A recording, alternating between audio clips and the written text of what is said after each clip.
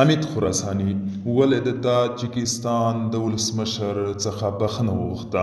سلام، وخت مو بخیر. پام وکړئ د نن ورځې تازه خبر ته. د طالبانو یو قوماندان حمید خراساني وایي څه وخت مخکې یې د تاجکستان د خلکو او ولسمشر په اړه خبرې کړې وې چې لامل یې د معلوماتو کمی و. نوموړي وایي وروسته یې معلومات ورکړل او پوه شو چې د تاجکستان دولت اسلامي او خلک مسلمانان دي.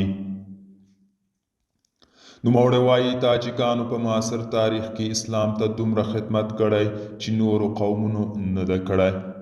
خراساني د تاجکستان د خلکو او ولسمشر په اړه د خپلو پخوانیو څرګندونو له امله بخښنه غوښتي او وایي چې موږ ټول یو خلک او یو ملت یو.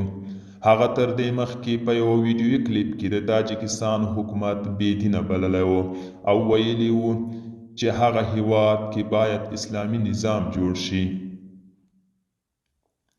خراساني چې د جمهوري نظام پر وخت د ناقانونه کړنو تورن و، د طالبانو په راتګ کې د دوی په حکومت کې د یو قوماندان په توګه وسلې او امکانات ترلاسه کړل. دوستانو، دا و د نن ورځې چمتو کړی خبر. تر بیا هم په الله سپارم. ښې چارې